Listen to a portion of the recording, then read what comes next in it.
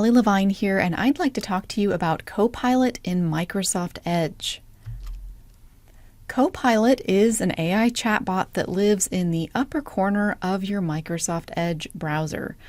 This tool can somewhat take the place of your old-fashioned browser searches, but it also allows for follow-up questions, interaction with your browser content, and so much more that I'd like to show you today. To be clear, Copilot is not a search engine. It is an AI chatbot powered by GPT-4 of OpenAI and ChatGPT fame. Here is one example where I asked the Copilot chatbot to give me 5 questions that I could ask my students about a journal article.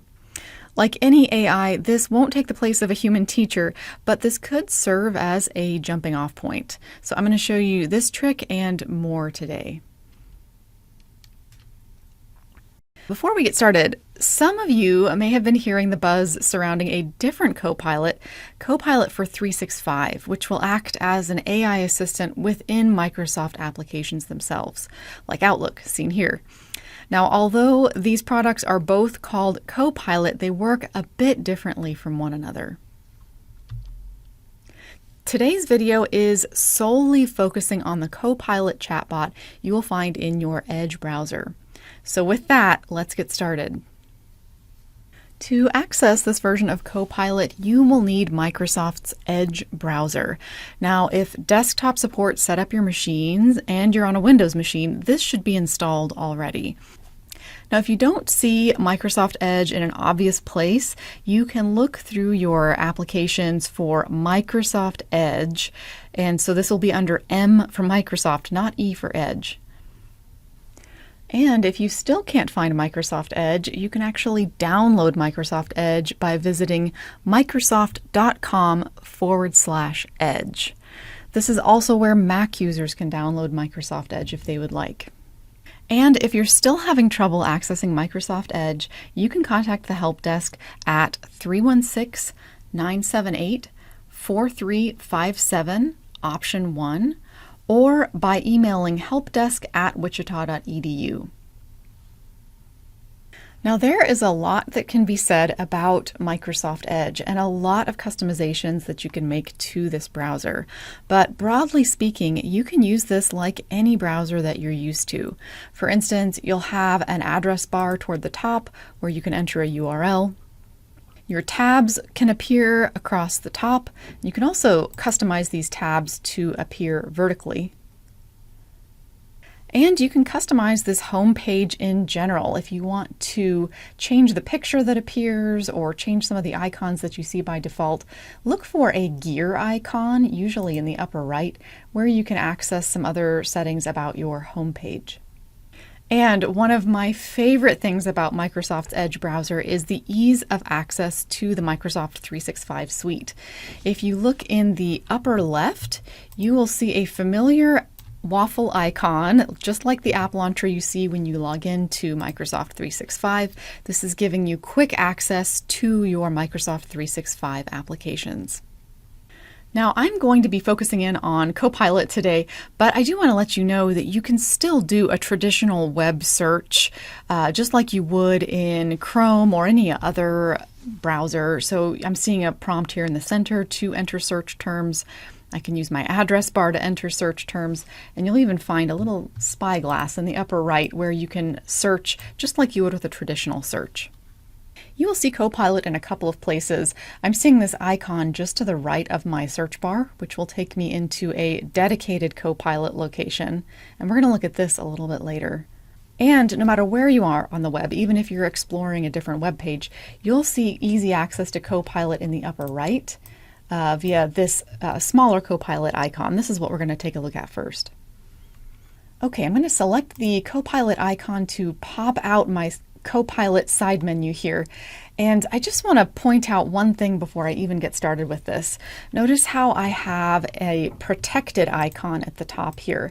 This is something that you want to see. This will show that you are logged in with your WSU account. I'll see this here. You should also be seeing your information in the upper left. So where I see the word work, and you may not see this if you're not logged in, but you'll see some sort of button you can press on here. You can click on this and confirm that you are logged in with your WSU account. If you are not logged in, you should see a prompt to sign in with your WSU credentials, or if you ever run into any issues, again, feel free to contact the help desk for assistance with this. So with Copilot popped out here on the right, I'm going to start a chat with Copilot, but I'm just going to point out there's a couple of options here at the top. Right now I'm looking at chat. We are going to look at compose options a little bit later as well. Chat is sort of where you land. So with chat selected, I'm seeing a few options for how I would like to have this conversation with Copilot. They're calling this a conversation style. Would you like a balanced conversation, a creative conversation, or a more precise conversation? So you can hover your mouse over each of these for a little more information. So for instance, more balanced is where I landed. This is recommended for everyday informed chats. More creative is being described as an original and imaginative chat. And more precise is a concise chat useful for fact-finding. And you can play around with these and see which chat style you prefer. I'm seeing a few recommended prompts. These do change periodically. For today, I think I'm going to ignore these, but maybe you see one of these that inspires you. So feel free to take a look at these. I'm also seeing a disclaimer here that I'm going to bring up a little later as well. Copilot is powered by AI, so surprises and mistakes are possible. AI is not infallible. This is something that I think we've all run into at least once. So I'm going to click into this Ask Me Anything field and get started with a prompt. I'm going to say that maybe I'm a music teacher and I'm looking for a joke to start my music class. So I've said, give me a music joke to start my class. I'm going to submit this. So here's the response it's giving me, and you may get different responses on different days. It's saying, why did the music teacher go up the ladder during music class? To reach the high notes. I'll let you be the judge if it's a good joke or not. Now I can continue this conversation with Copilot by saying something else. So maybe I'll say, this is a college level composition class.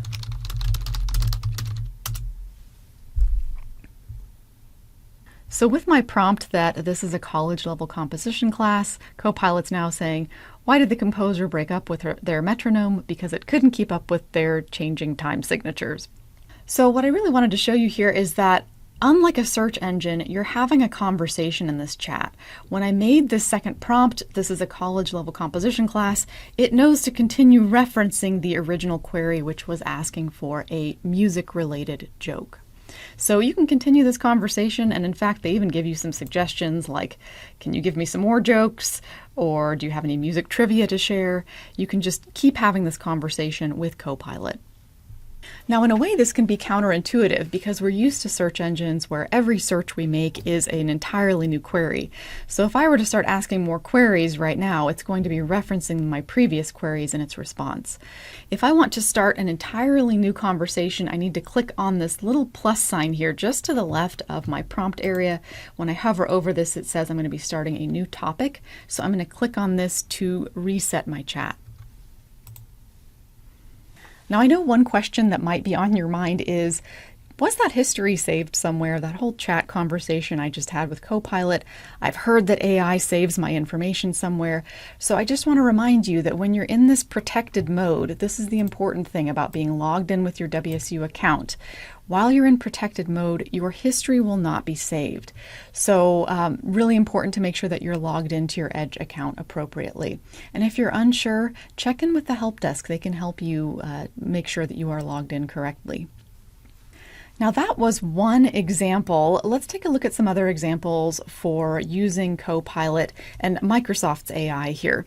So one way that I think that AI really excels is with language. So let's say that I've heard the Spanish song Las Mañanitas and I wonder what it means. So I'm just going to ask Copilot what the translation of this song is. Now I've typed this prompt in here, but notice I didn't technically type this word correctly. I did not actually include an N with a tilde over it. Maybe I don't know how to get to that particular feature. You're going to see that AI is smart enough to figure out what you mean, even if you have a minor misspelling. Now this was a really useful response, but it was also a very long response, and it may not be comfortable to read in this little side menu. So now might be a good time to show you how you can pop out your Copilot view. Now you saw that at the beginning. There is a little Copilot button if you want to just launch Copilot on its own to begin with. But if you realize that at this point, after you have a result, you have a little button here in the upper right, looks like a little arrow. And you can click on this to pop out your Copilot into a new screen. Now, as you're looking at the results here in this screen, it's a little easier to read because it's a little bit, have a little more screen real estate to work with here. Notice that you have some sources at the bottom of the list here. And this is how you can double check what you're seeing in the results from Copilot. Now, a word of warning, you definitely want to double check these. Sometimes AI has been known to make stuff up. So sometimes you will see results here and you go to check a source and you won't even necessarily find what it's referencing. So definitely take the results that you get from any AI with a grain of salt. As I hover my mouse at the bottom of my results here, and this goes for both this Copilot view and the side menu view, you'll see the ability to like or dislike the results. This will just provide some feedback to Microsoft about how good a job they're doing with their chat responses.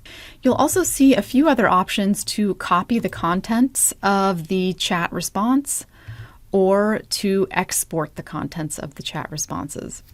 I'm going to start a new chat here and show you another example of how AI can be really helpful with language. So I'm going to talk about computer languages this time. So if you are working in Excel and you've just learned about macros and VBA code, maybe you want to generate a VBA code that you can use in Excel. So the prompt I'm giving Copilot is to create a VBA code that will copy and paste values of a selection. And then I'm going to submit this. Okay, I got a long response to this and a variety of different VBA codes that might be useful in my Excel workbooks. Notice that each response also has the ability to copy the specific code without having to worry about the text in between. Now, just to show you what I showed you on the full Copilot screen, here again are those options to thumbs up or thumbs down the response, to copy the response, or to download the response. If you liked that popped out view of Copilot, you can actually start from that view just by clicking on the Copilot icon to the right of the search bar in this start page. Another great use of Copilot here will be to learn some new content. So I'm going to ask Copilot to explain the second law of thermodynamics. So I'm seeing a great detailed response here, as well as some sources that I can look into. But notice that a couple of these sources are Wikipedia, so just something to keep in mind. You do want to keep an eye on the sources that are being referenced. Now, because this is a chat bot, I can continue this conversation and say, well, maybe I'm explaining this to some elementary age students. Let me see if Copilot can rephrase this. So I've prompted Copilot, summarize this in one paragraph for students who are at an elementary level of education. Let's see what it says. Now I should mention, as it's responding, if it seems like it's not giving you an answer that's helpful, you can always click Stop Responding. That will stop it. You won't have to wait for it to finish its thoughts, and you can just prompt it with its next prompt. But here's the response it's given me for my elementary age students, and feel free to pause this video if you would like to read any of this content. Now, because Copilot lives in your Edge browser, you can actually use it to help you tackle the contents of a specific page in your browser. So I'm looking at the student code of conduct. I'm going to pop out Copilot, and I'm going to ask Copilot to summarize this page. Okay, so Copilot has looked at the student code of conduct page and summarized it here on the right. Again, you're going to want to double check this. Sometimes Copilot isn't 100% correct, but this may be a good first step in helping me digest this information. Here's another great trick. If you open up a PDF in your Edge browser, you can also reference the contents of this PDF from Copilot. So I'm going to pop out Copilot here. I've just opened up a journal article, and it's a fairly long article. And if I'm a faculty member who's asking my students to read this article, maybe I'm looking for some sort of inspiration about what would be some good questions I could ask my students about this article. So I'm going to ask Copilot, generate 5 questions that a professor could ask her students about this article. So Copilot has looked at this PDF and come up with a few questions that I could ask my students about this. And again, this is a chat that you can continue having with Copilot. So I could say something like, make these questions multiple choice. Okay, so Copilot is done converting these to multiple choice questions, but notice something. First of all, in addition to double checking Copilot here and making sure this is all accurate, it did not give me the answers to the questions. So I'm going to see if it'll give me some answers if I just prompt it here. Okay, so here are the answers it's supplied. I have a very long chat conversation here with Copilot now. And you get the idea. I'm having kind of a back and forth here with the AI. Of course, just want to reiterate, you would want to double check Copilot with all of these. And ostensibly, if I'm teaching a class on this, I would know if these answers looked right or not. But think about it as offering you some inspiration. It may just get you started with some inspiration for how you might like to start crafting those questions. So far, we've spent a lot of time with the chat feature of Copilot. I'd like to also delve into the compose options in Copilot, and there's some carryover between the two. So with compose, it's going to be more of a targeted look at Copilot's suggestions for composing content. For instance, notice these format options: a paragraph, an email, bullet points, LinkedIn post, a summary, or a report. So you can think about what format is your goal. Notice up above, my format options are tone options. What sort of tone are you wanting to strike with this?